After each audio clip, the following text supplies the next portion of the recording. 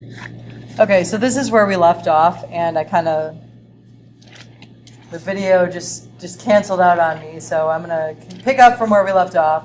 And we've got the sine of c, and when you cross multiply and you do sine 110 times 13 divided by 30, you get the sine of c equals 0.407. Okay. Now think back to a couple, last week. Now, when you're looking for an angle, remember you have to hit second sin, so it's sin -1, and in parentheses you're going to type 407. So now when you do that, let me get my calculator. Second sin 0.407 equals, you get C equals 24. And you can kind of check this. 110 is going to be your big side, and you can see that this is going to be your big side because your big angle is 110. So if your angle is 24, it makes sense for the side across from it to be 13. All right. So you're responsible for the rest. You've got model problems. You're responsible for the rest for sine. So I'll go ahead and help you get this set up, and then you can go from there. So for this next one, we want to find the measure of angle B. So this is what we're looking for. So I'm going to label my sides. This is little b, this is little c. So 19 over the sine of 98. So this is c over sine c. Equals 11 over sine b. So again, I'm going to cross multiply. So I get 19 times sine b equals 11 times sine 98. So I can already see that I'm going to have to divide by 19. And I'm going to have to divide this by 19. And this will give me sine b. So in my calculator, I type 11 times sine 98, close my parentheses and hit enter, and I get 10.892. And then I'm going to divide that by 19. And I should get 0.5733. So now I have to hit second, so I do the second sine. Type in that answer, hit enter, and you should get about 35 degrees. When I look up at my problem, I see that this side is smaller than this side. This angle is going to have to be bigger than this angle, and it is. Now I could easily find the third angle simply by adding 98 plus 35.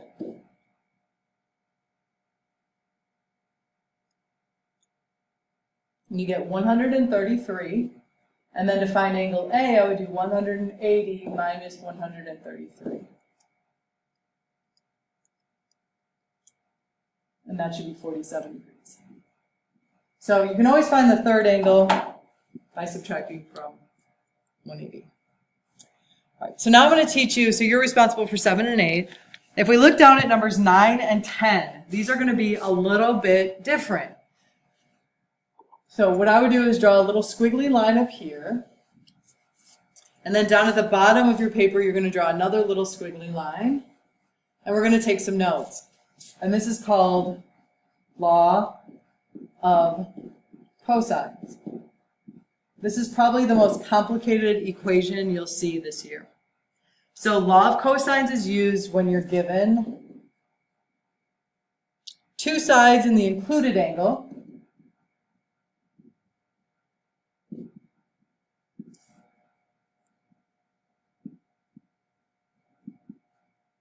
Or if you're given 3 sides. Okay?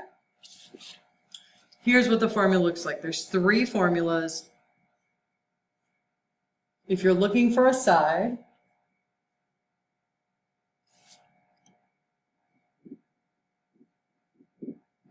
or if you're looking for an angle.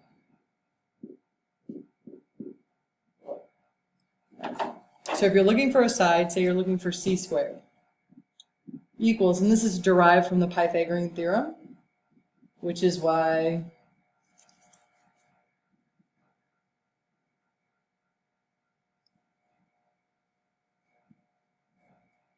okay. And if you're looking for an angle, you're going to do cosine c. So basically you're just flip-flopping these, okay? And that's going to equal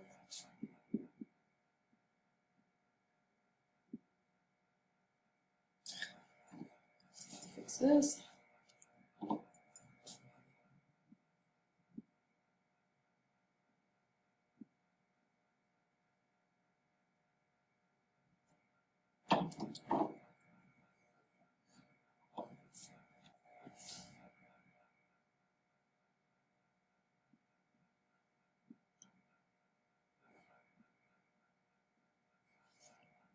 If you're looking for a squared,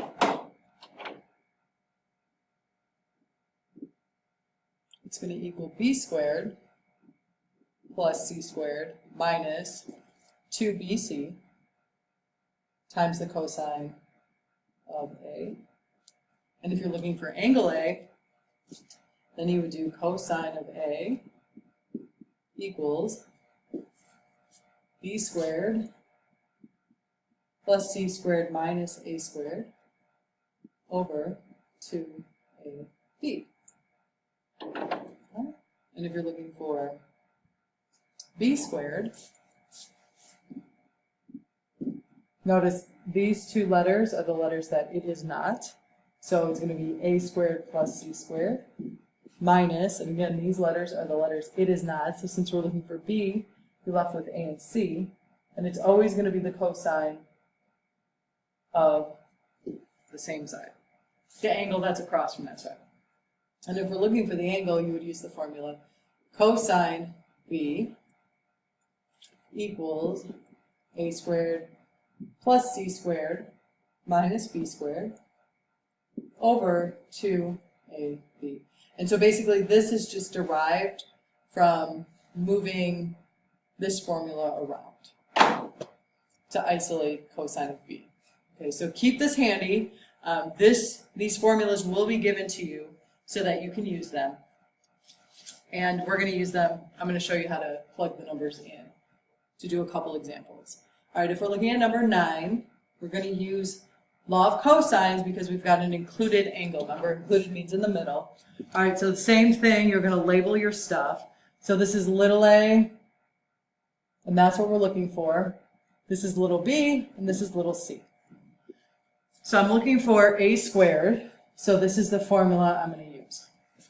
A squared equals, b is 11 squared minus, plus c squared, which is 26 squared, minus 2 times 11 times 26 times the cosine of 111. Okay, so what I would do is I would do this in my calculator, do this in my calculator, and then subtract the two answers that you get. So I'm going to type in my calculator, 11 squared plus 26 squared, and this is 797.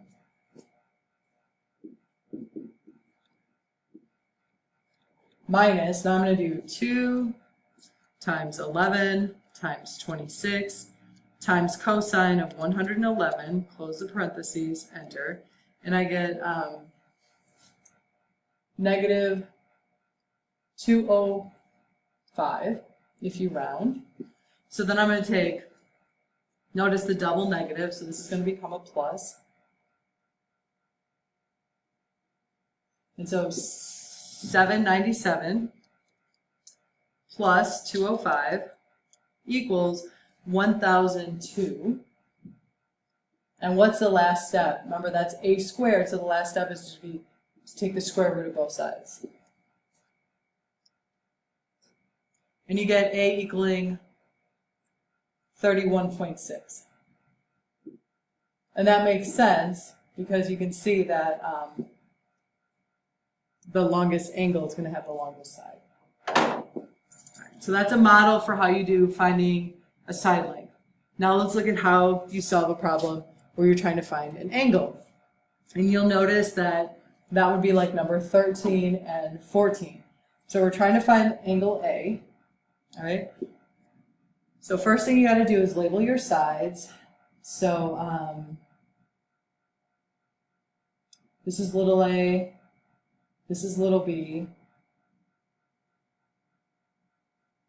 and this is little c.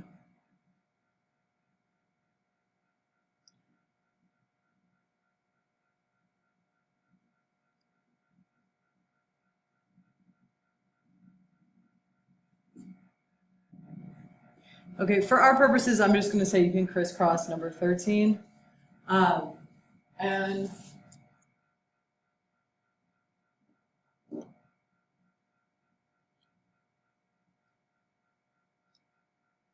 let's just look at number 14. All right, so first we're going to label our sides. So this is A, little b, this is little c. So you can crisscross 16 and 15 as well. So I'm just going to show you how to do this. So we want to find angle C. So you're going to look at your formula. And the formula is cosine C equals, so you're going to do A squared, which is 8 squared, plus 22 squared, minus 25 squared. And all that is going to be divided by 2 times A times B. Oops. So literally what you're going to type in your calculator is 8 squared plus 22 squared minus 25 squared. Hit enter, and you should get negative 77. And you're going to divide that by 2 times 8 times 22. And that's 352. So 77 divided by 352 equals negative 0.218. Okay, now that's cosine C equals negative 0.218. So you have to do second cosine.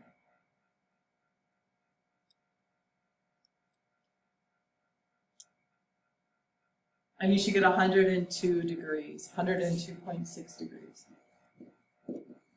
And that makes sense because, again, this is the longest side, so this should have the longest angle.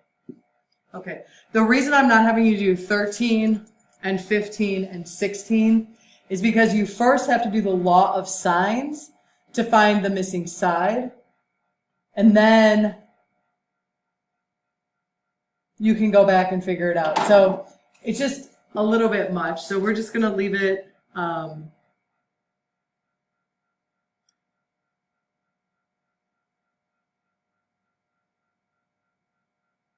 we're just going to leave it for right now.